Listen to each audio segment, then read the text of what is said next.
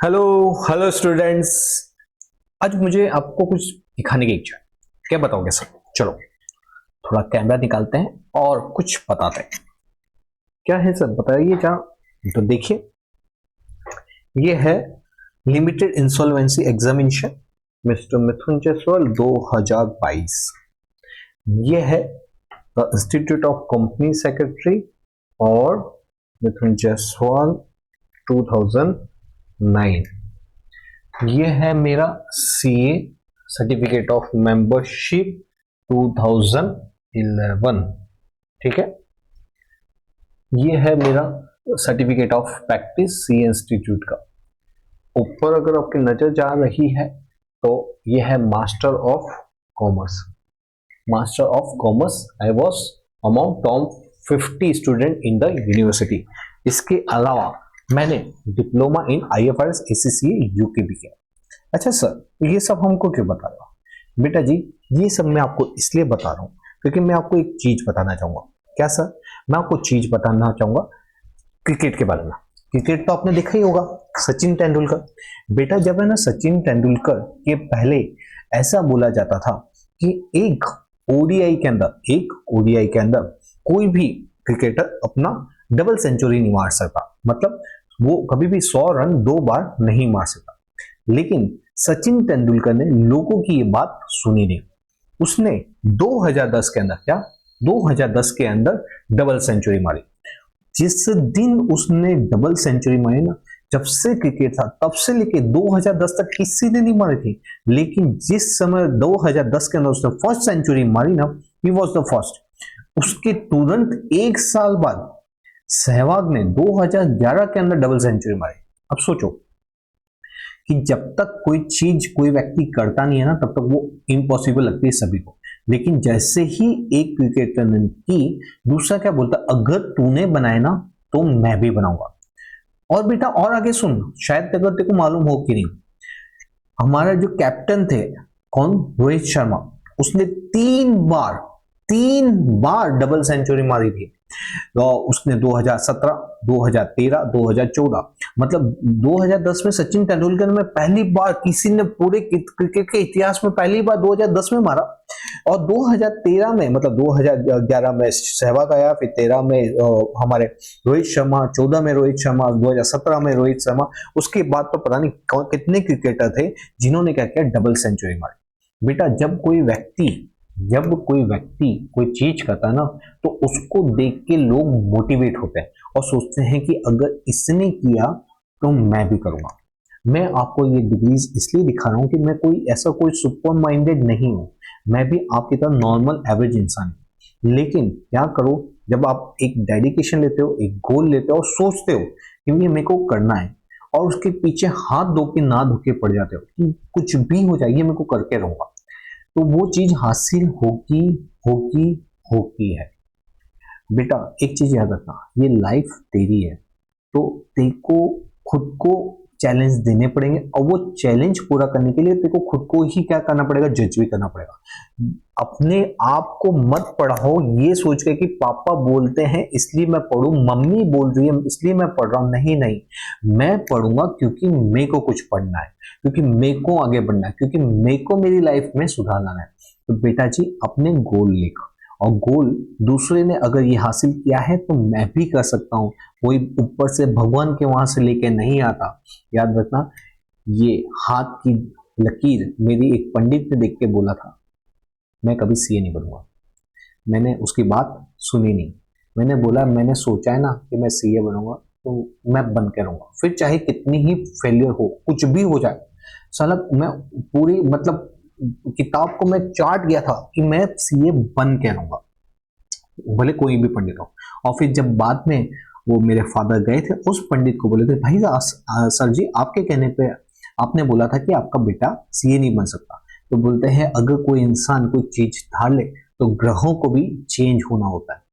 तो बेटा मैं आपको वही बोल रहा हूँ कि ना, इस दुनिया में कोई भी चीज नामुमकिन नहीं है, बस तू सोच ले। और ये सोचना तेरे को डिसाइड करना पड़ेगा, तेरे गोल तू डिसाइड कर, न कि तेरे मम्मी पापा ही बोलेंगे कि भाई बेटा मैं तुझसे चाहता हूँ तू 80% ला। ये नहीं चलेगा। तू तेरे गोल डिसाइड कर कि तू कितने ला सकता है, और उसके पीछे लग, अपने गोल को अपने दीवार के सामने लगा, उसको रोज सुबह शाम दिन भर देख, और जब भी देखो सोशल मीडिया पे इच्छा हो, फ्रेंड के साथ घूमने की जाने की इच्छा हो, या तो टाइम पास करने की इच्छा हो, तो देख कि क्या ये सब चीज करने से मेरे गोल हासिल होंगे। अगर नहीं तो बेटा वहीं पे रुक जा और सोच के, अगर ये अपने गोल को अचीव नहीं कर रहा हूँ मतलब मैं चीटिंग कर रहा हूँ खुद से, और मैं खुद से चीटिंग नहीं करूंगा। अगर एक बार गोल जो मैंने बना लिया तो वो गोल को मैं हासिल करके रहूंगा। तो बेटा जी अभी से लग जाओ, जो पास्ट में आपने क्या पढ़ा क्या नहीं पढ़ा that does not make difference. अभी क्या पढ़ोगे, आने वाले 1.5 महीने के अंदर आप कैसी प्रिपरेशन करें वो बताएगा आपका एग्जाम का रिजल्ट कैसा होगा। तो मैं यही बोलूंगा कि आंख बंद करके लग जाओ। क्या हुआ था कि है ना, एक बार की बात, गुरु द्रोणाचार्य जब अपने शिक्षक, जो अपने जो उनके स्टूडेंट्स थे उनको बोल रहे कि भाई अपना एक धनुष उठाओ, पेड़ के ऊपर एक मैंने चिड़िया को लटकाया है, आपको उसकी आंख में निशाना मारना है। सबसे पहले आपको धनुष उठाना है और उसको धनुष को निशाना लगाना है, और निशाना मारना नहीं है, मैं आपको बोलूंगा फिर लगाना। तो हर एक व्यक्ति निशाना लगाने के लिए उसको तैयार होता, फिर वो गुरु उनको पूछते कि बताओ आपको क्या दिख रहा है। वो कोई बोलता मुझे पेड़ दिख रहा है, कोई बोलता मुझको डाली दिख रही है, कोई बोलता मुझे पत्तियां दिख रही है, कोई बोलता कि मेरे को पूरी चिड़िया दिख रही है। जब अर्जुन को पूछा गया कि तुमको क्या दिख रहा है अर्जुन, अर्जुन ने बोला मुझे आंख दिख रही है। तो बोले और क्या दिख रहा है, बोले गुरुजी मेरे को आंख के अलावा कुछ नहीं दिख रहा। ये होता है एकदम टोटल फोकस। तो बेटा आप भी लेके बैठ जाओ, ये जो 12th का रिजल्ट है ना वो आपका बहुत मायने रखता है। क्यों, अगर आपको आगे कहीं मेरिट पे जाना है उसके लिए भी इंपॉर्टेंट होता है, और जब आप है ना कोई चीज को हासिल करते हैं ना तो अगली बार आप जब दूसरी एग्जाम के लिए तैयार करते हो तो आप बोलते हैं अगर मैंने ये हासिल किया था ना तो मैं दूसरी चीज भी हासिल करूंगा। और मैं आपको एक और चीज बताता हूँ, मेरे यहाँ का एक लड़का जो 11th में, last to last year 11th में जब वो था तो बोलता था कि सर मैं पढ़ रहा हूँ सिर्फ खुशी के लिए, बाकी मेरे को पढ़ाई से कोई मतलब नहीं है, क्योंकि मेरा एक ऑनलाइन बिजनेस है उसको मेरे को डेवलप करना है, उसको उसकी पढ़ाई से कोई मतलब नहीं। लेकिन जब 12th में वो आया हमने उसको वही बोला कि भाई तू कर, देखो जो ऑनलाइन बिजनेस करना है कर, लेकिन अगर तू अभी अपने को अभी 12th में प्रूव करेगा ना कि भाई मैं इतने परसेंटेज ला सकता हूँ, अगर तूने वो खुद को प्रूव कर दिया तो फ्यूचर में जो भी चीज तू डिसाइड करेगा ना कि ये चीज मुझको करनी है तो तू वो करके रहेगा। और उसने वही किया। 10th में उसके 76% थे, 12th में उसके 92% थे। अगर मैं परसेंटाइल की बात करूं ना, परसेंटाइल में कि 100 लोगों में वो कितना आगे था, उसके थे 99.25 परसेंटाइल। सोचो 99.25 परसेंटाइल थे उसके। तो बेटा कुछ फर्क नहीं पड़ता आप कितने ही इंटेलिजेंट हो या एकदम एवरेज हो, कंसिस्टेंसी, परसिस्टेंस और डेडिकेशन, लगे रहो एक ही चीज को बार बार सॉल्व करो और टाइम मैनेजमेंट के साथ करो। साला होगा क्यों नहीं, करके रहूंगा मैं। ऐसे दंड संकल्प के साथ जब चलोगे तब तो चीजें आसान होगी। तो चलो मैं आपको शुरू करते हैं हमारा ये आज का वीडियो। मेरे को बस ये था कि बच्चे क्या होते हैं बोर हो जाते हैं, कंटाल जाते हैं, सर पढ़ के कंटाल गए, सर कितनी बार पढ़ने का एक ही चीज को। अरे तू मेहनत कर, तू पेपर लिख और तू जज कर खुद को। आप पेपर ही नहीं लिखते हो, आप खाली क्या लगते हैं कि आपको लगता है कि मेरे को आता है, जब आप लिखोगे ना तब आपको मालूम पड़ेगा यार लिखने में मेरे को वो सब चीजें याद नहीं आ रही। अगर याद नहीं आ रही, ढंग से नहीं लिख पा रहे, मतलब और मेहनत की जरूरत है। तो बेटा जी और चलो शुरू करते हैं। आई होप आपको मेरी बात समझ आई होगी, और आपको वादा करो, मुझको नहीं खुद को वादा करो कि मैं मेरी लाइफ में चेंज लाके रहूंगा कुछ भी हो जाए। ओके जी, तो हम कर रहे हैं बेटा इकोनॉमिक्स का धमाकेदार रिवीजन, जिसके अंदर section A B C D 4 section हमने खत्म कर दिए। अप्रोक्सीमेटली 75 मार्क्स का हमने एकदम जबरदस्त तैयारी की। अगर मैं दूसरी चीज आपको बताऊं, मैंने आपको section number B, section number C, section number D, ये तीनों के आंसर भी शेयर किए हुए हैं। अगर आप पहली बार चैनल पे हैं तो मैंने इसके आंसर शेयर किए हुए हैं पीडीएफ कॉपी के अंदर। आपको जाना है प्लेलिस्ट के अंदर इकोनॉमिक्स प्लेलिस्ट, उसमें गाला इकोनॉमिक्स है, उसके अंदर जाना, वो थंबनेल लिखना जिसमें डाउनलोड वाला आपको दिखाई देगा, एक डाउनलोड वाला वर्ड रेड कलर से दिखाई देगा, उसका वीडियो ओपन करना, उसके वीडियो के जो डिस्क्रिप्शन है वहां पे पहली लाइन में लिंक है, उस लिंक पे क्लिक करना, पूरा पीडीएफ आपके पास आ जाएगा। बेटा जी मैं बहुत मेहनत कर रहा हूं कि आपका टाइम कम से कम वेस्ट हो, आपका समय जो बर्बाद हो क्वेश्चन को ढूंढने में, कैसे राइटिंग प्रैक्टिस करना, कौन से वर्ड्स पे फोकस करना, मैं सब कुछ आपको करके दूंगा। बस आपको क्या करना, आपको मेहनत करनी है। दूसरी चीज बेटा, मैंने पहले भी बोला हूं और अभी भी बोलूंगा, वो जो पीडीएफ है ना, पीडीएफ उसका जब आप मेरे वीडियो के साथ सुन के सामने पीडीएफ होगी, उसका मतलब लेवल ही कुछ अलग होगा। आप एक बार करके देखना, मेरे पीडीएफ को सामने रखो, मेरे वीडियो को कान में लगाओ और सुनते जाओ और देखते जाओ, क्या मस्त तैयारी होगी। आके आप कमेंट में खुद लिखोगे कि सर यार बहुत जबरदस्त तैयारी हुई है इस बार। तो वीडियो को सुनो और उसको अगर आता है 2x पे एक बार सुन लो, ताकि मगज में सारे कंसेप्ट क्लियर हो जाए, और फिर किताब की तैयारी करो। फिर देखो क्या धमाकेदार तैयारी होगी आपकी भी 90% डायल के लिए। ठीक है, तो चलो बेटा विदाउट वेस्टिंग हम कर रहे हैं सेक्शन नंबर ई, और आज से हम करेंगे सेक्शन नंबर ई के अंदर पेपर नंबर 1। तो शुरू करते हैं हमारा आज का पेपर नंबर 1। तो आते हैं हमारी स्क्रीन के ऊपर, लेके प्रभु का नाम जय श्री राम। ओके बेटा जी, तो हमारा पहला क्वेश्चन है, पहला क्वेश्चन जहां मेरे को लगेगा ना कि ये कंसेप्ट आपको आता है, वहां पे हम थोड़ा स्लो स्पीड में चलेंगे, और जहां पे लगेगा कि आपको कंसेप्ट नहीं आता, वहां पे हम क्या करेंगे, थोड़ा आराम से चलेंगे। ठीक है, तो पहला पेपर क्वेश्चन नंबर 1, लेके प्रभु का नाम जय Shri Ram, paper number 1 section number ई। क्या होता है बार्टर सिस्टम और उसकी लिमिटेशन क्या है? बेटा जी बार्टर सिस्टम का मतलब होता है exchange of goods and service, exchange of goods और सर्विस, और वो भी क्या होता है यार, डायरेक्टली एक्सचेंज, मतलब बीच में कोई मीडियम ऑफ एक्सचेंज नहीं होता। मीडियम ऑफ एक्सचेंज का मतलब क्या होता है, यहाँ पे without any medium such as money, money वहां पे नहीं होती इन्वॉल्व, मतलब मैंने ये पेन मैंने आपको दी, आपसे शॉप पर लिया, ये क्या हो गया, डायरेक्ट एक्सचेंज हो गया, बीच में कोई अदर मोड ऑफ मीडियम नहीं है।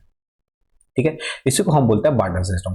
इसकी लिमिटेशन क्या होती है बेटा, अर्लियर के टाइम पे क्या था, उस टाइम पे हमारा जो विलेज लाइफ थी, हमारा जो विलेज के अंदर हमारी जो लाइफ थी एकदम सिंपल थी, हम एग्रीकल्चरिस्ट थे, हमारी जो डिमांड थी वो सफिशिएंट थी, हम ज्यादा सोचते नहीं थे। लेकिन क्या हुआ, लेकिन हम धीमे धीमे डेवलप होने लगे, पॉपुलेशन बढ़ने लगी, इंडस्ट्रियलाइजेशन आने लगा, अर्बनाइजेशन बढ़ने लगा, डिवीजन ऑफ लेबर हुआ, स्पेशलाइजेशन हुआ, जिससे क्या हुआ, जिससे अब हमारी जो डिमांड है ऐसी नॉर्मल जनरल नहीं, अब हम स्पेसिफिक डिमांड करें, इस क्वालिटी का गुड्स चाहिए, इतना गुड्स चाहिए, उस फॉर्मेट में गुड्स चाहिए। तो यहाँ पे ये जो बार्टर सिस्टम हो गया ना, वो लिमिटेड हो गया और लेस एप्लीकेबल हो गया, और जिसके कारण क्या हुआ, म्यूचुअल एक्सचेंज जो म्यूचुअल एक्सचेंज है वो डिक्रीज हुए और पर्सनल नीड इंक्रीज होने लगी।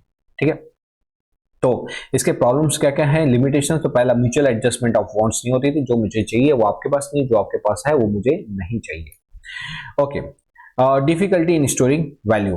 ठीक है, डिफिकल्टी इन स्टोरिंग, अब उसको स्टोर कैसे करें बेटा, अगर आपने बहुत ज्यादा गुड्स बना दिया तो मैं उसको किसको दूं, वो प्रॉब्लम। ठीक है, वो आप किसको देंगे, वो प्रॉब्लम। और सपोज आपने बहुत ज्यादा गुड्स बना दिया और आप मेरे पास आए कि सर मेरे पास बहुत ज्यादा गुड्स हो चुका है, प्लीज ये ले लो ना और आपका गुड्स मेरे को दे दो, तो मैं बोलूंगा ठीक है चलो भाई, आपने आपका गुड्स वेस्ट ही जाएगा तो आप मेरे को आपका ज्यादा गुड्स दे दो। लेकिन फिर प्रॉब्लम आती है मेरे ऊपर कि मैं उस गुड्स का क्या करूं, क्योंकि वो बहुत ज्यादा क्वांटिटी में था, तो उस गुड्स का मैं क्या करूंगा, तो ये प्रॉब्लम आती थी उसके अंदर। तो डिफिकल्टी इन स्टोरिंग वैल्यू। और लास्ट है problem of measurement of value. बेटा जी अगर मैं 1 kg, मेरे को 1 kg क्या चाहिए, घी चाहिए और मेरे पास है ऑयल, अब कितने ऑयल के सामने कितना 1 kg घी मिलेगा, उसकी वैल्यू कैसे डिटरमाइन करेंगे, तो यहाँ पे मेजरमेंट ऑफ वैल्यू की प्रॉब्लम्स आती थी। ठीक है, okay, next question, write the economic reason of the poverty in India. बेटा जी वैसे तो अगर मैं एक बात बताऊं कि यहाँ पे पुअर्टी के अंदर क्या पूछा हुआ है, इकोनॉमिक रीजन पूछा हुआ है। यहाँ पे बहुत सारे रीजन होते हैं, तो क्या हमको डायरेक्टली इकोनॉमिक रीजन पड़ेगा, नहीं जी। 5 नंबर का क्वेश्चन है, थोड़ा सा डिटेल, पुअर्टी का मतलब क्या होता है, कॉजेज ऑफ पुअर्टी क्या होता है, और फिर आप बताओ इकोनॉमिक रीजंस। बट बेटा इसके अंदर चाहिए होता बहुत टाइम, आपकी स्पीड को आपको बढ़ाना पड़ेगा, कंटेंट को आपको बढ़ाना पड़ेगा, तब जाके आपका ये पेपर बहुत अच्छे से और बढ़िया ढंग से आप लिख के आ सकते हो। तो देखो यहाँ पे पोवर्टी का मतलब क्या होता है? पोवर्टी का मतलब होता है जब a situation in which one class of economy, जब कुछ क्लास ऑफ पर्सन क्या होते हैं unable to fulfil their basic needs, उनको हम क्या बोलते हैं? पुअर बोलते हैं। यहाँ पे अगर अगर क्या होगा, अगर हमारे देश के अंदर इकोनॉमिक मतलब इनकम बढ़ रही है लेकिन कुछ सेक्शन ऑफ द सोसाइटी की इनकम नहीं बढ़ रही, तो उसको हम क्या बोलेंगे? वाइड स्प्रेड पोवर्टी बोलेंगे। लार्ज पॉपुलेशन, अगर क्या होगा? लार्ज पॉपुलेशन, बहुत सारे लोग अगर अपनी मिनिमम नीड्स को फुलफिल नहीं कर पा रहे, मतलब उसको क्या बोलेंगे? Wide spread poverty. Wide spread मतलब जब बहुत सारे लोग अपनी बेसिक नीड को भी फुलफिल नहीं कर पा रहे, मतलब वो क्या है? Wide spread poverty. और जब इनकम का क्या होता है? इनइक्वालिटी होती है। इनइक्वालिटी होती है, अमीर अमीर बनता जाता है, गरीब गरीब बनता जाता है, तो उसको हम इकोनॉमिक डेवलपमेंट नहीं बोलेंगे, उसको हम इकोनॉमिक डेवलपमेंट नहीं बोलेंगे। ठीक है, कॉजेज ऑफ पोवर्टी। अब हम आते हैं कॉजेज ऑफ पोवर्टी, ये हमारी डेफिनेशन थी। ठीक है, कॉजेज ऑफ पोवर्टी के अंदर बेसिकली कौन कौन से कारण होते हैं? Historical reason, rural poverty, economic factor, social factor, other factor. बेटा अगर आपके पास टाइम कम बच रहा है तो आप इंटरनल ये जो पॉइंट्स है उसको हटा सकते हैं, लेकिन आपको पांचों पांच के as such they are the 5 causes of poverty, और उसके अंदर होते हैं historical, rural, economic, social and other reason. But as it is asked about the explanation of economic factor, so the detailed explanation of economic factor are as under. Okay, आपको इस तरह से बताना है। तो इकोनॉमिक फैक्टर के अंदर क्या होगा? उसके अंदर आएगा लो एग्रीकल्चर प्रोडक्टिविटी। बेटा अगर एग्रीकल्चर प्रोडक्टिविटी लो होगी तो हमारा जो एग्रीकल्चरिस्ट है वो कमाएगा कैसा? वो खाएगा क्या? तो यहाँ पे क्या होता था? लो एग्रीकल्चर प्रोडक्टिविटी क्यों होती थी? क्योंकि हमारा इरिगेशन सफिशिएंट बेकार था, वो इरिगेशन। हमको अभी भी क्या करना पड़ता था? आसमान में देख के बोलना पड़ता था, बरसो रे मेगा मेगा, बरसो रे मेगा मेगा, बरसो रे मेगा बरसो। मतलब हमारे यहाँ पे इरिगेशन फैसिलिटी नहीं थी, इनसफिशिएंट टेक्नोलॉजी थी, एजुकेशन नहीं था, low rate of investment, heavy load of population, जिसके कारण एग्रीकल्चर प्रोडक्टिविटी क्या थी? कम थी। नेक्स्ट था unequal distribution of land and property. हमारे यहाँ पे जमींदारी सिस्टम चलता था, जिसके कारण क्या होता था? जो कल्टीवेटर है, जो जो रियल जो फार्मिंग करता था, उनके पास वो प्रोडक्शन तो बहुत ज्यादा करते थे, लेकिन उसका मेजर हिस्सा कौन ले जाता था? जमींदार। और जो कल्टीवेटर के पास बहुत कम पोर्शन रह जाता था, जिससे क्या होता था? वो बेचारा गरीब का गरीब रह जाता था। तो ये जमींदारी सिस्टम है। Ownership has not been owner has not given weightage to the agriculture sector lead to low agriculture. मतलब ये जो जमींदारी है, जमींदारी के अंदर ओनर को कोई मतलब नहीं होता था, जो जमींदार है उसको कोई मतलब नहीं होता था कि जमींदार मैं अपनी जमीन को अच्छे से अच्छा बनाऊं ताकि इसमें प्रोडक्शन। उसको तो क्या होता है? जो भी प्रोडक्शन हुआ ना भाई, इतना गुड्स मेरे को दे दे, बाकी तुमको जानो तुम्हारा काम जाने। तो जिसके कारण प्रोडक्टिविटी क्या हुई? वो लो रही। नेक्स्ट है minimum development of small and cottage industry. बेटा जी जो स्मॉल एंड कॉटेज इंडस्ट्री होती है वो यूज करती है कौन सी टेक्निक? Labour intensive. कौन सी? Labour intensive. जब वो लेबर इंटेंसिव टेक्निक यूज करती है तो वो ज्यादा से ज्यादा लेबर को हायर करती है। अगर ज्यादा से ज्यादा लेबर को हायर करते हैं तो लोगों को उनको मिलता है एम्प्लॉयमेंट, एम्प्लॉयमेंट मिलता है तो उनको होती है इनकम, इनकम होगी तो पुअर नहीं रहेंगे। लेकिन क्योंकि परंतु लेबर वो कॉटेज और स्मॉल इंडस्ट्री का डेवलपमेंट नहीं हुआ, जिससे लोगों ने प्रोडक्शन चालू नहीं किया, जिससे लोगों को एम्प्लॉयमेंट नहीं मिला, इसलिए क्या हुए? लोग पुअर के पुअर रह गए। Rapid increase in the price. बेटा हर एक चीज के अंदर क्या हो गई? Price level. तो ऐसा क्यों हुआ? क्योंकि हमारे यहाँ पे जो डेवलपमेंट में था ना, डेवलपमेंट, इकोनॉमिक डेवलपमेंट बहुत स्लो रेट से बढ़ा था। उसके सामने जो पॉपुलेशन थी बहुत ज्यादा तेजी से बढ़ रही थी। पॉपुलेशन का बहुत ज्यादा तेजी से बढ़ना और हमारे यहाँ पे इकोनॉमिक डेवलपमेंट का कम तेजी से बढ़ना। पॉपुलेशन बढ़ी, वो उन्होंने बोला, डिमांड करने लगे कि मुझे चाहिए, खाना चाहिए, रहना चाहिए, पीना चाहिए। मतलब क्या कि उनकी डिमांड बहुत ज्यादा तेजी से बढ़ने लगी। लेकिन यहाँ पे सप्लाई तो बोले भाई मेरे पास नहीं है इतना, कैसे सप्लाई करूं मैं? तो बोले कुछ भी रेट पे दो, हमको तो चीज मांगता है। बोले ठीक है, अगर आपको ऐसा ही है तो 10 रुपए की प्राइस 50 रुपए में खरीदनी है। बोले कि हाँ खरीदनी है। बोलो खरीद लो। मतलब सप्लाई क्या करने लगा? क्योंकि सप्लाई कम था, सप्लाई ने अपने प्राइस को बढ़ा दिया, जिससे जो लोग अफोर्ड कर सकते थे उन्होंने तो खरीदा, लेकिन जो लोग अफोर्ड नहीं कर सकते थे उनका क्यों? तो अनइक्वल डिस्ट्रीब्यूशन के कारण जो हमारे जो एक वर्ग के लोग जो गरीब हैं वो क्या होते गए? गरीब होते गए और अमीर अमीर होता गया। High rate of unemployment. बेटा जी क्या हुआ? जैसे प्रोडक्टिविटी कम है, इंडस्ट्रियल लेक्चर में हमने देखा इंडस्ट्री आई नहीं, मोबिलिटी, लोग इधर से उधर नहीं जा पा, जिसके कारण क्या हुआ? अनएम्प्लॉयमेंट बढ़ा, अनएम्प्लॉयमेंट के कारण पॉवर्टी बढ़ा। तो ये थे हमारे इकोनॉमिक रीजंस ऑफ पॉवर्टी। ठीक है, तो यहाँ पे आपको क्वेश्चन को इस तरह से ही लिखना है। पहले आपको डेफिनेशन बतानी है, उसके अलग अलग कॉजेज कौन से हैं वो बताना है, और फिर आपको बताना है economic reasons of the poverty. ठीक है, नेक्स्ट क्वेश्चन क्या है, डेथ रेट क्या होता है और causes of low death rate क्या है। बेटा डेथ रेट का मतलब होता है अगर कोई जन्म होता है ना, जब number of people who die per year per 1000 people during the given year. बेटा जी इसके अंदर क्या होता है, डेथ रेट के अंदर number of people who die in a given year उसको हम डिवाइड करते हैं टोटल पॉपुलेशन से, क्योंकि टोटल पॉपुलेशन में से कितने लोगों की डेथ हो जाती है मल्टीप्लाई बाय 1000 आउट ऑफ 1000, उसको हम बोलते हैं डेथ रेट। अगर हम कंपेयर करें 1951 की तुलना में 2001 में, तो ये जो डेथ रेट है उसका परसेंटेज क्या हुआ, डिक्रीज हुआ। क्या है, डिक्रीज हुआ। डेथ रेट का डिक्रीज होना मतलब क्या हुआ, हमने अच्छे फूड दिए, अच्छी क्वालिटी रहने को मिली, हमारी स्टैंडर्ड ऑफ लाइफ बढ़ी है।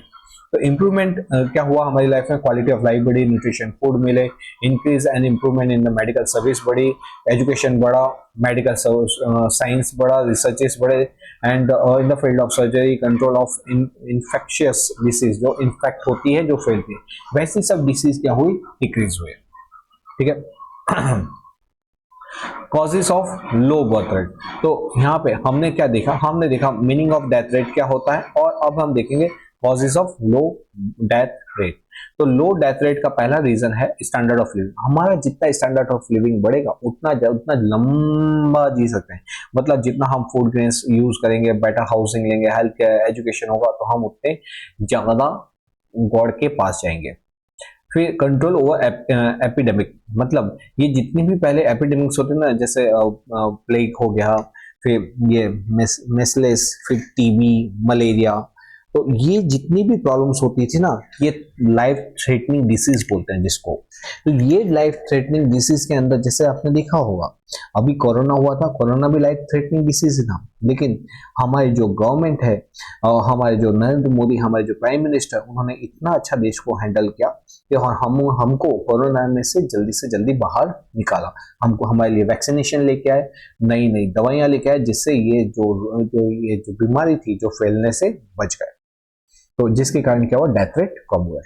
Control on the drought, control on drought का मतलब क्या होता है कि यहाँ पे सूखा, due to green revolution food grains can be easily transported from plentiful area to scarce area, मतलब कि जहाँ पे बहुत ज्यादा अनाज उगा हुआ है, वहां से हम क्या करेंगे, उस एरिया में इजीली भेज पाते हैं जहाँ पे अनाज की कमी हुई है, जिससे क्या हुआ, वहां पे क्या हो, वहां पे भूखमरी नहीं फैले, वहां पे लोग स्टार्वेशन के कारण मरे नहीं। ठीक है, सो हम प्रिवेंट करते हैं स्टार्वेशन रिलेटेड डेथ। तो जो भूखमरी से स्टार्वेशन डेथ होती थी उसको हमने क्या किया, कई हद तक कम कर दिया। वापस से बता दूं, हम पढ़ रहे हैं कि डेथ रेट कम क्यों हुई। पहला क्या हुआ, स्टैंडर्ड ऑफ लिविंग बढ़ी, दूसरा क्या हुआ, एपिडेमिक पे कंट्रोल कर लिया, ड्रॉट के ऊपर हमने कंट्रोल किया, और लास्ट है हमारा प्रोटेक्शन अगेंस्ट नेचुरल कैलामिटी। बेटा जब भी कोई नेचुरल कैलामिटी आती है, अब हमको पहले से मालूम पड़ा था कि यहाँ पे बहुत ज्यादा पानी बरसात होने वाली है, यहाँ पे तूफान आने वाला है, या तो कुछ ऐसी घटना होने वाली है, जैसे या तो क्या होता है कि हम जैसे ही वो कैलामिटीज अगर होती है, हम इमीडिएटली क्या करते हैं, वहां पे रिलीफ पहुंचाते हैं, वहां पे हर एक वो फैसिलिटीज देते हैं जो बहुत ज्यादा नेसेसरी होती है, जिसके कारण हो क्या होता है, लोगों की डेथ होने से बच जाते हैं। तो ये सारे रीजन थे लो डेथ रेट। कौन से, low death rate. Next question number 60, explain technological measure to increase agriculture productivity. बेटा जी एग्रीकल्चर प्रोडक्टिविटी बढ़ाने के लिए टेक्नोलॉजी मेजर कौन कौन से लिए गए हैं। तो बेटा अगर एग्रीकल्चर सेक्टर की बात करूं ना, तो एग्रीकल्चर सेक्टर हमारा pillar of the Indian economy है। हमारा जब देश आजाद हुआ था 1947 के अंदर, 1947 at the time of independence, हमारे देश में 72% पॉपुलेशन किसके ऊपर डिपेंडेंट थी, एग्रीकल्चर, मतलब हम एग्रीकल्चरिस्ट कंट्री थे। तो एग्रीकल्चर कितना इंपॉर्टेंट रहा होगा बोलो। If the agriculture productivity increase होती है तो क्या होती है, रूरल की इनकम बढ़ती है, रूरल की इनकम बढ़ती है तो क्या होता है, वो प्रोवाइड करते हैं रॉ मटेरियल किसको, इंडस्ट्री को, तो इंडस्ट्री का डेवलपमेंट होता है, और इंडस्ट्री अगर गुड्स अगर अच्छा बनाती है तो सर्विस सेक्टर भी डेवलप होता है। ठीक है, तो it will also solution of, यहाँ पे इंडस्ट्री डेवलप, यहाँ पे एग्रीकल्चर डेवलपमेंट होता है, एम्प्लॉयमेंट बढ़ेगा, अर्बनाइजेशन बढ़ेगा, माइग्रेशन बनेगा, इनइक्वालिटी ऑफ इनकम रिड्यूस होगी। ठीक है बेटा, तो ये सारे प्रॉब्लम्स होते हैं ना जो वो हमारे सॉल्व होते हैं। एम्प्लॉयमेंट से रिलेटेड प्रॉब्लम सॉल्व हो जाता है, अर्बनाइजेशन से रिलेटेड प्रॉब्लम सॉल्व होता है, लोग माइग्रेट नहीं करते, इनकम इनइक्वालिटी नहीं हो पाती। ठीक है, अब to improve the productivity of agriculture कौन कौन से स्टेप्स लिए गए, तो इसमें बेसिकली 3 प्रकार के स्टेप्स लिए थे। इंस्टीट्यूशनल रिफॉर्म लिए थे, measures, technological measures and other. क्योंकि हमको हमको पूछा गया है टेक्नोलॉजी, इसलिए हम इसके बारे में ही डिटेल में पढ़ेंगे। तो मैंने आपको ऐसे ही एग्जाम में लिखना कि जब पूछा है टेक्नोलॉजी मेजर तो पहले बता दो एग्रीकल्चर का महत्व क्या है, दूसरा बताओ कि इसमें कौन कौन से मेजर्स वैसे जनरली होते हैं, लेकिन पूछा किसके बारे में है तो इसके बारे में, तो हम इसी के बारे में टेक्नोलॉजी के मेजर्स के बारे में पूछा डिटेल में, तो हम इसके बारे में ही यहाँ पे पढ़ेंगे। तो क्या लिखा हुआ है चलो देखते हैं, 1 मिनट देना बेटा, मेरा कॉल आ रहा है। हाँ तो बेटा जी, हमने एग्रीकल्चर प्रोडक्टिविटी पढ़ाई है। क्या हमने एग्रीकल्चर प्रोडक्टिविटी पढ़ी? हाँ जी पढ़ाई। मगर कौन कौन से सोर्स है? इंस्टीट्यूशनल, टेक्नोलॉजिकल और अदर। हम पढ़ेंगे टेक्नोलॉजिकल।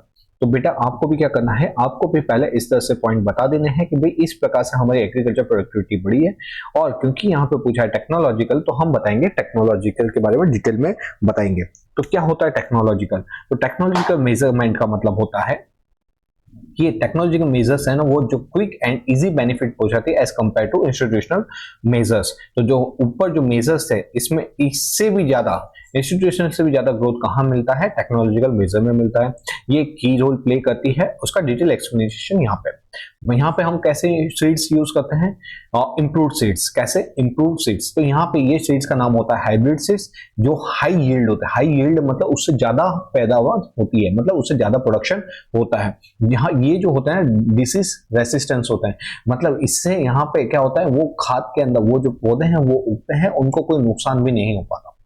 लीड टू, जिसके कारण क्या होता है, फूड ग्रेन का प्रोडक्शन बढ़ता है, सीड रिवोल्यूशन होता है। दिस इज सपोर्टेड बाय, जिसको सपोर्ट किसने किया था? Agriculture research institution and university ने भी सपोर्ट किया कि हाँ भाई इंप्रूव सीड्स बहुत अच्छी क्वालिटी के सीड्स हैं, जिसके कारण प्रोडक्टिविटी भी बढ़ती है, प्रोडक्शन भी बढ़ता है।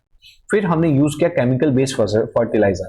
केमिकल बेस्ड फर्टिलाइजर यूज करने से क्या होता है, ये जो सीड्स है उसकी लाइफ को और ज्यादा मजबूत कर देता है। ये जो यूज ऑफ इनपुट सीड्स के अंदर मदद करता है, ये देता है न्यूट्रिशन टू द प्लांट, ये हेल्प करता है ग्रो रैपिडली, ये बेनिफिशियल होता है एग्रीकल्चर की प्रोडक्टिविटी बढ़ाने के अंदर। It also give nitrogen, phosphate and potash.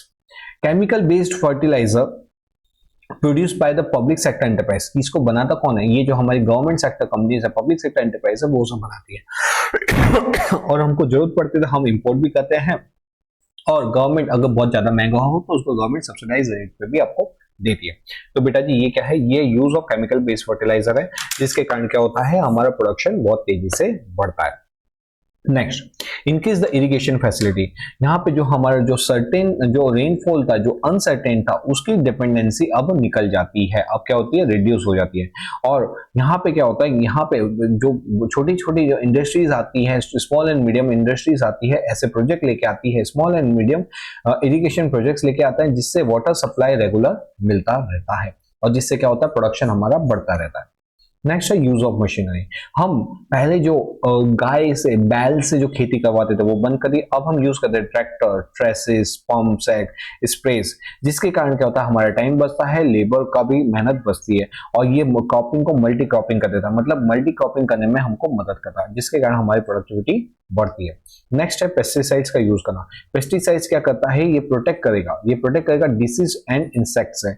दूसरा, ये हमको जो क्रॉप लॉस हो रहा है ना उसमें मदद करेगा, और हमारा जो यील्ड मतलब रिटर्न, मतलब हमारी प्रोडक्टिविटी को क्या करता है, बढ़ा देता है।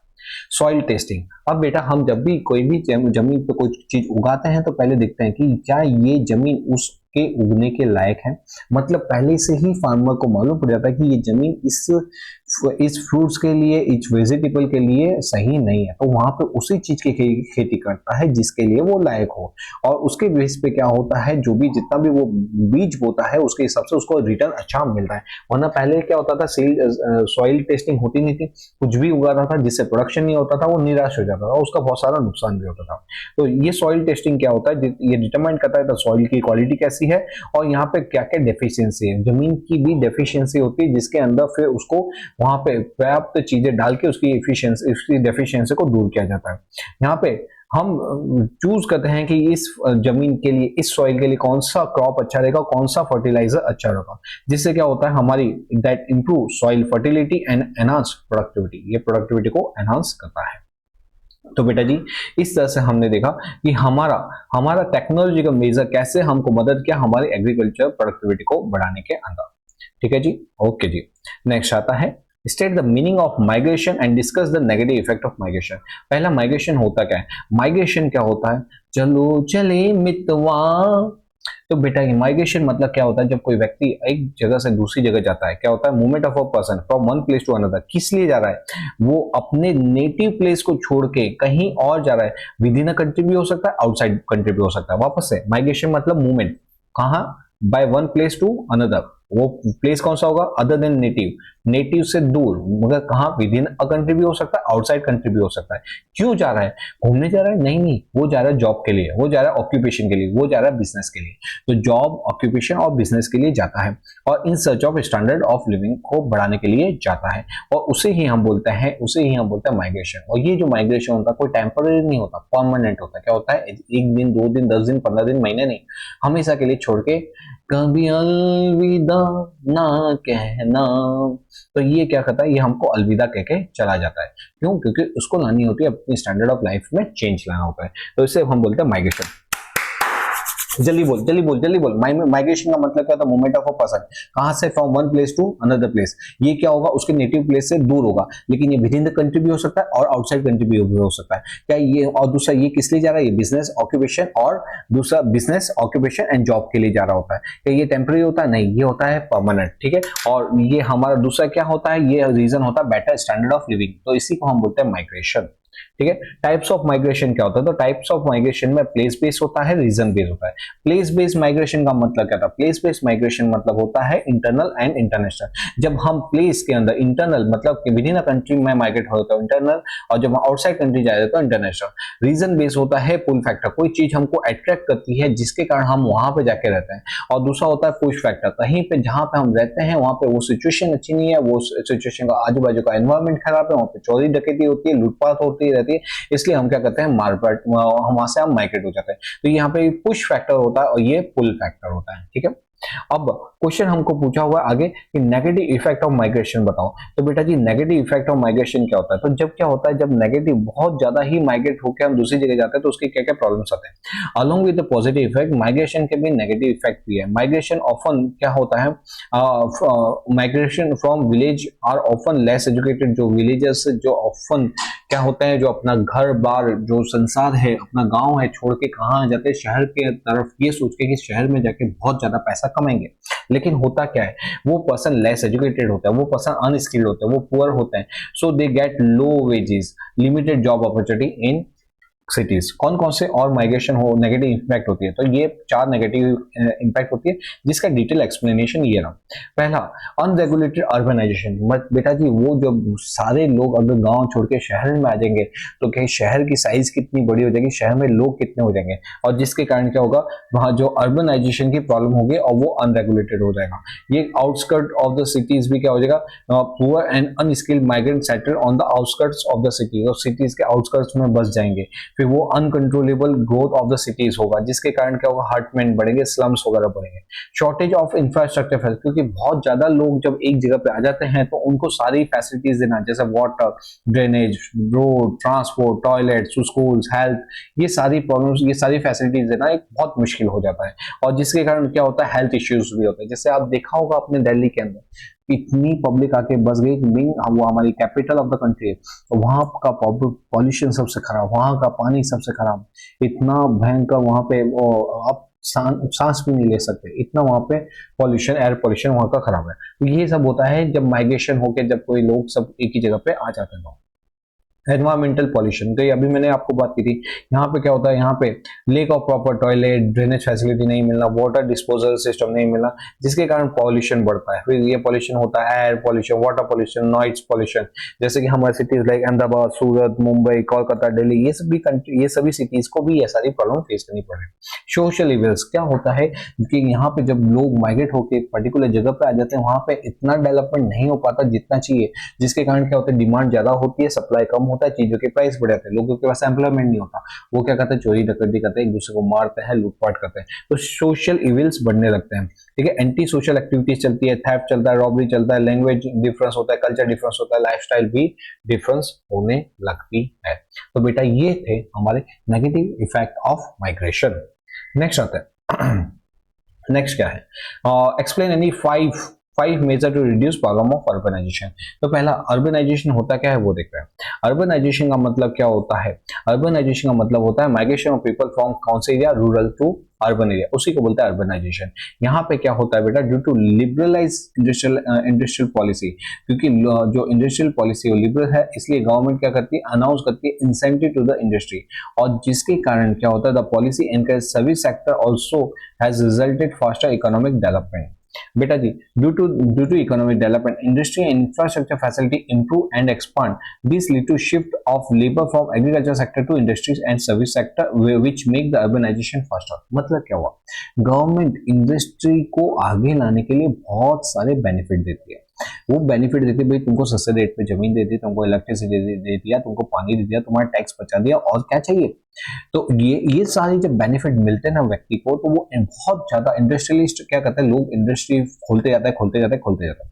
और क्योंकि इंडस्ट्री खुल रही है तो वहां पे काम करने के लिए कोई तो चाहिए, लोग क्या होते हैं वहां पे जाते हैं, वहां पे जाके जॉब ढूंढते हैं, और जैसे ही लोग वहां पे जाके जॉब के लिए अप्लाई करते हैं, तो वो अपनी फैमिलीज को, जैसे इनको जॉब मिलती है, वो अपनी फैमिलीज को भी क्या करते हैं, रूरल से बुला के अर्बन में जाके सेट हो जाते हैं, जिससे क्या होता है, अर्बन के अंदर पॉपुलेशन बढ़ती जाती है, बढ़ती जाती है, बढ़ती जाती है, उसी बोलते हैं अर्बनाइजेशन। ठीक है, तो due to urbanisation pollution in one area क्या हो जाती है, इंक्रीज हो जाती है, और that concentrated which convert into town और सिटी, जो जिसके कारण क्या होता है, क्योंकि जब पॉपुलेशन एक जगह पे बढ़ जाती है तो वो टाउन में कन्वर्ट हो जाता है, या तो वो सिटी बन जाता है। ठीक है, अगर ऐसा बोला जाए कि 2050 तक हमारे जो वर्ल्ड की पॉपुलेशन होगी ना, उसमें 2/3 पॉपुलेशन कहाँ आ जाएगी, 2/3 पॉपुलेशन आ जाएगी अर्बन एरिया के अंदर। 2/3 पॉपुलेशन मतलब जो एग्रीकल्चर में जो लोग बचेंगे, वो सिर्फ 1/3 आ जाएंगे, बाकी 2/3 लोग कहाँ पे होंगे, अर्बन में होंगे। जनरली अर्बनाइजेशन किस प्रकार का होता है, तो 3 प्रकार का होता है। पहला होता है कि नेचुरल पॉपुलेशन का ग्रोथ होना, मतलब क्या होगा, अगर हमें पॉपुलेशन बढ़ जाती है, तो बढ़ जाएगी तो ऑटोमेटिक उसको हम क्या नाम दे देंगे, भाई अर्बनाइजेशन हुआ, पॉपुलेशन बढ़ी, अर्बनाइजेशन हुआ। दूसरा आता है, जब है ना कोई विलेज है, कोई टाउन है, वो किससे सटा हो, वो सिटीज में सटा हो, और जब हम उसको वो विलेज वो टाउन को मर्ज कर देते हैं किसके अंदर, सिटीज के अंदर, क्या करेंगे, सिटीज में हम मर्ज कर देते हैं, भाई जितने भी वो सिटीज से जो किनारे किनारे की जितने भी हमारे जो एरिया है, वो आज से अहमदाबाद सिटीज के अंदर फॉल होगी, तो उसके कारण भी क्या होता है, अर्बनाइजेशन हो जाता है, क्योंकि वहां पे वो जो सिटी है उसकी जो नंबर ऑफ पॉपुलेशन बढ़ जाती है।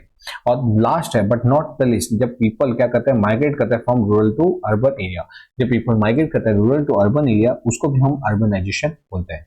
ठीक है, तो अर्बनाइजेशन क्या हुआ, तो अर्बनाइजेशन हुआ जब नेचुरल मतलब उस जगह की पॉपुलेशन ग्रोथ रेट हो गई, हमारे जो आजू बाजू के टाउन और विलेज थे उसको हमने उस सिटीज के अंदर काउंट कर लिया। और तीसरा होता है जब पीपल माइग्रेट होता है रूरल टू अर्बन, तो उसको भी हम क्या बोलते हैं, उसको भी बोलते हैं अर्बनाइजेशन। अब बेटा जी, अर्बनाइजेशन के वैसे तो बहुत सारी प्रॉब्लम्स होती हैं, ये इसकी नेगेटिव इफेक्ट होती है, लेकिन इसमें सबसे मेन जो कौन कौन सी इफेक्ट हमको देखने को मिलती है, तो यहाँ पे following are the measure to reduce the problem of unemployment in India. तो कौन कौन से हमने मेजर्स लिए हुए हैं, देखो यहाँ पे क्वेश्चन में हमको क्या पूछा, क्वेश्चन में हमको पूछा 5 measure to reduce problem of urbanisation. तो अर्बनाइजेशन जो प्रॉब्लम है बहुत खतरनाक होती है, और उसको रोकने के लिए कौन कौन से है, तो वैसे तो यहाँ पे हमारे पास टोटल 7 है, आपको भी एग्जाम में बता देना है कि भाई following are the measure to reduce unemployment, और वो सातों सात पॉइंट वो एक साथ लिख देना है, और फिर नीचे लिखोगे detail explanation R S N. ये 5 पूछे हैं, भले आप 5 ही लिखो, लेकिन आप उसको बता दो एग्जाम के, मेरे को थोड़ा नॉलेज है, मेरे को थोड़ा अंडरस्टैंडिंग है। ठीक है, ओके, डिटेल एक्सप्लेनेशन आ रहा है। पहला, पॉलिसी रिलेटेड स्टेप्स, मतलब क्या करना, हमको अर्बनाइजेशन को रोकना है, तो क्या करेंगे, हम क्या करेंगे, रिस्ट्रिक्शन करेंगे, सेटिंग अप इंडस्ट्री, भाई इस एरिया के आजू बाजू कोई इंडस्ट्री नहीं बसेगी, इंडस्ट्री आउटस्कर्ट्स में होगी, जिसके कारण क्या होगा, लोग उस सिटीज के अंदर कम आएंगे, और दूसरी सिटीज, दूसरे जो एरिया है जो खाली पड़े हुए एरिया, वहां पे जाके बिजनेस करेंगे, जिससे लोग भी वहां पे ही हायर होंगे, वहां पे ही अपना क्या होगा, पॉपुलेशन बढ़ेगी। तो पॉपुलेशन अबव द 10 लाख के अंदर क्या होगा, इंडस्ट्री को मना किया गया है। तो जैसे अब हम अहमदाबाद में रहते हैं, तो अहमदाबाद के अंदर कोई आपको इंडस्ट्री नहीं देखने को मिलेगी। हाँ, ये पता लगे GIDC वगैरह होती है, तो वो GIDC के अंदर वहां पे इंडस्ट्री देखने को मिलती है, लेकिन जो विद इन सिटीज होती है वहां पे कोई प्रकार की GIDC नहीं है। फिर दूसरा, हम इन्हें क्या प्रमोट करते हैं small and medium towns, to reduce pressure on big cities. तो हम बोलते हैं भाई जितने भी टाउन्स है ना उसको प्रमोट करते हैं ताकि बड़ी बड़ी जो सिटी है उस पर कोई प्रभाव आए, उसके ऊपर कोई दबाव आए नहीं उसके कि भाई पॉपुलेशन यहाँ पे इसलिए बढ़ गई क्योंकि दूसरी सिटीज के अंदर हमारे पास क्या है, अपॉर्चुनिटी नहीं है। तो गवर्नमेंट ऐसा नहीं करती, गवर्नमेंट सभी सिटीज सभी एरिया को अच्छे से डेवलप करती है ताकि क्या हो कि पॉपुलेशन वहीं की वहीं रहे। बैलेंस रीजनल डेवलपमेंट करती है ताकि कोई पर्टिकुलर एक जगह का डेवलपमेंट होगा तो सारे लोग वहीं पे आएंगे, लेकिन गवर्नमेंट ऐसा नहीं करती, वहां पे गवर्नमेंट क्या करती है, बैलेंस डेवलपमेंट करती है। इंक्रीज एम्प्लॉयमेंट अपॉर्चुनिटी, तो पहला वाला पॉइंट क्या था, पॉलिसी रिलेटेड स्टेप्स लिए। दूसरा क्या कि अपॉर्चुनिटी एम्प्लॉयमेंट अपॉर्चुनिटी बढ़ गई। एम्प्लॉयमेंट अपॉर्चुनिटी भी कहाँ पे, जहां हो वहां पे हम आपको एम्प्लॉयमेंट देंगे, जिससे क्या हो आपको एम्प्लॉयमेंट के लिए पर्टिकुलर शहर पे आना ना पड़े।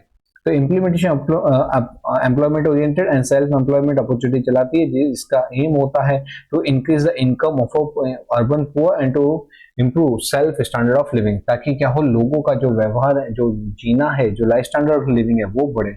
फिर नेक्स्ट है इंफ्रास्ट्रक्चर फैसिलिटी देना। बेटा जी जो अर्बनाइजेशन होता है उससे बहुत सारी फैसिलिटीज नहीं मिल पाती।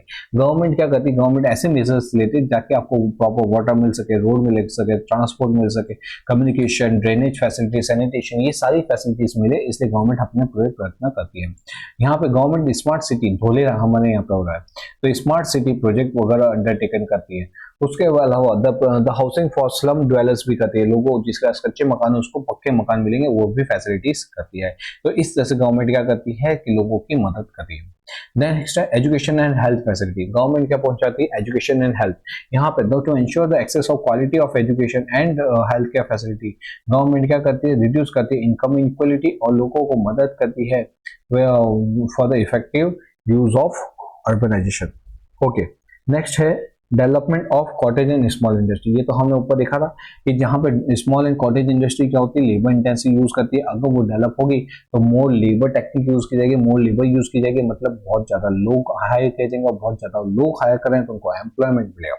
ठीक है, तो यहाँ पे उनका स्टैंडर्ड ऑफ लिविंग बढ़ेगा और इनइक्वालिटी क्या होगी, निकल जाएगी। नेक्स्ट है development of rural and infrastructure. Government क्या बोलती है कि भाई हम सिर्फ अर्बन का डेवलपमेंट में नहीं, हम रूरल का भी डेवलपमेंट करेंगे, जिससे क्या होगा जो लोग जहां हैं वहीं पे रुक जाए और दूसरी जगह पे ना आए। तो यहाँ पे गवर्नमेंट क्या प्रोवाइड करती है, education, transport, road, electricity, communication, irrigation facilities देती है, जिससे क्या होता है ये बर्डन कम कर देता है दूसरी सिटीज के अंदर जो ऑलरेडी डेवलप्ड है। और लास्ट है, वैसे तो बेटा जी यहाँ पे 5 पूछे रहे लेकिन मैं आपके एक्सप्लेनेशन के लिए यहाँ पे 7 दिया है। गवर्नमेंट क्या करती है, एडमिनिस्ट्रेशन का स्ट्रेंथनिंग द एडमिनिस्ट्रेशन सिस्टम, मतलब गवर्नमेंट क्या करती है हमारा जो एडमिनिस्ट्रेशन सिस्टम है उसको भी क्या करती है, मजबूत बनाती है। लॉ एंड ऑर्डर को मजबूत बनाती है, जो रिमूव एडमिनिस्ट्रेटिव कोऑर्डिनेशन गैप, जितने भी गैप्स वगैरह होते हैं, या तो प्रमोट गुड गवर्नेंस को प्रमोट करेगी, या तो ये जो गैप है उसको हटाती है। और लास्ट है increase public welfare awareness to maintain the social discipline. Government wellness well awareness program चलाते हैं जिससे कि हो सोशल डिस्टेंस वगैरह मेंटेन रह सके। तो बेटा जी ये क्या थे, ये थे हमारे message to reduce the problem of urbanisation. Urbanisation को की प्रॉब्लम को रिड्यूस करने के लिए कौन कौन से कदम उठाए गए हैं। ठीक है, तो बेटा हमने यहाँ पे क्या chapter number 1 section number D का, सॉरी सेक्शन नंबर डी है ई, तो ये ई का हमने क्या जो जबरदस्त रिवीजन 25 मार्क्स का आता है, बहुत जबरदस्त आपको तैयारी करना है ताकि आप एग्जाम के अंदर तैयारी करो पूरे के पूरे 90% प्लस लाने के लिए। तो चलो मिलते हैं कुछ ऐसे ही इंटरेस्टिंग वीडियो के साथ नेक्स्ट टाइम। टिल देन पढ़ते रहिए, आगे पढ़ते रहिए।